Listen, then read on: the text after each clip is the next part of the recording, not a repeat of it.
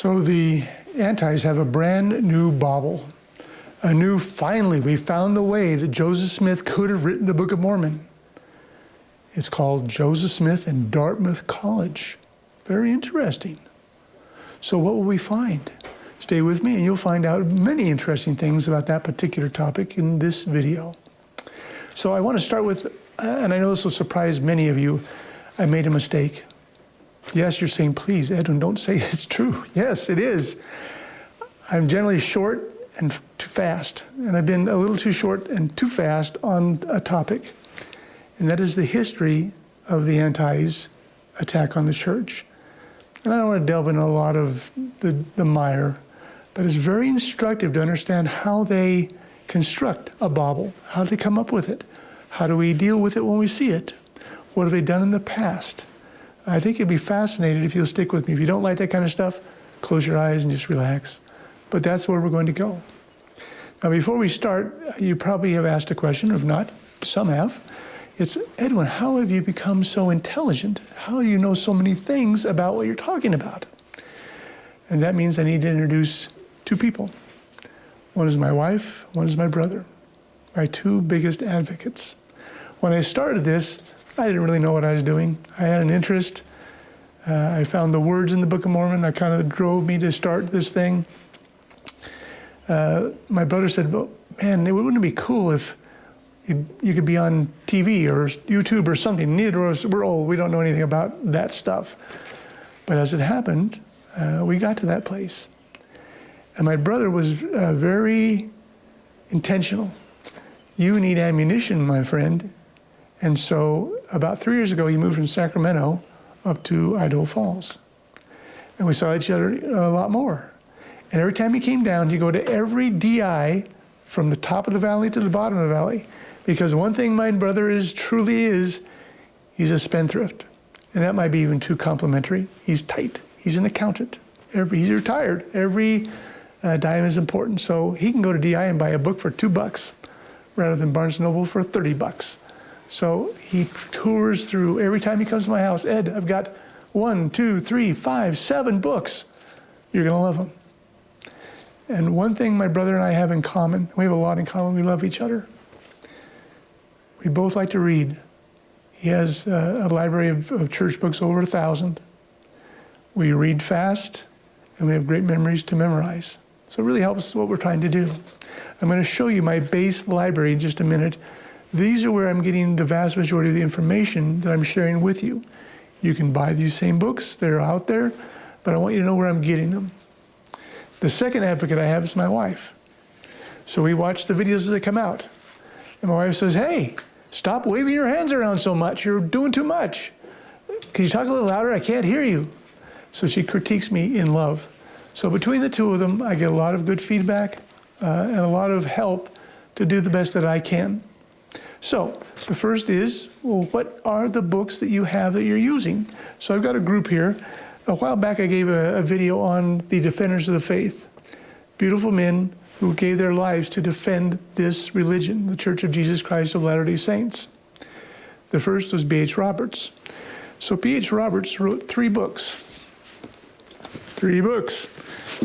They are called The New Witness for God. They're beautiful. He was an insightful academic. He studied, he traveled, he met people, he found out what was going on with them, what were the stories of the Mormons, what were the stories of the antis, and included all of them in these 3 books. So I use them regularly. They're very, very good. The second group that he bought for me were just the best of all I have. I've shown this to you before. A New Witness for Christ in America by Francis Kirkham. Now, we thought Francis wrote 1 book, the one you're looking at. But no, at DI we found a second book, and we found a third, that's an addition to the second. So there's 3 books by Kirkham, and I reuse these a lot. These are amazing. Kirkham was very thorough, captured a lot of information not captured anywhere else that I've ever read on positions of the church, positions of the antis, documents of the antis, what did they say, where did they get it? Very impressive. So those 3 books are very important to me. So now we're up to 6. Now I've got two more that came that were great. These are by Nibley, and they're thick little babies. So inside of these books are multiple books written by him about the antis and what they say and what he thinks of them. He's an intellectual. A lot of great stuff in here. Love this, love both of these. These are great books. So now we're up to 8 books. The last I actually had myself. I didn't even know. And that is A Comprehensive History of the Church. I got that on my mission. I never read it. I had it in my library. Oh, it looked really nice. Then one day I said, I wonder what's in there. I pulled it down. B.H. Roberts was commissioned in 1929 to create this comprehensive history of the church for the 100-year anniversary in 1830 or 1930. They're full of information about the antis, what they say, and how to work with them to keep them away from us, to push back rather than just say, oh, I guess that might be true. There's 5 books. This is just the first one. Each of them is worthy of reading. So between these 13 books, I have a lot of information that I never really had before. I didn't really think about antis a lot before I started this. But in defending the faith, I think, well, who am I defending against? The beautiful antis. Now, involved in that is ex-Mormons. And this is the last time you hear that word out of my mouth. I'll never say it again. I have a new name for them because I respect some people who leave the church because they've been in pain. I respect that. So I'm calling saints on the move. They may be moving away from us, but they're still good people. That's how I want to look at them. So I have all these things going on. Now the second group, and I have layers of books to go through, I'm going to show you here. So I find biographies, and I don't find them, Bill, my brother, finds them. So I have Hiram Smith as an example. I have Joseph Smith Sr. I didn't even know they had a book on him. They have Sidney Rigdon. Interesting.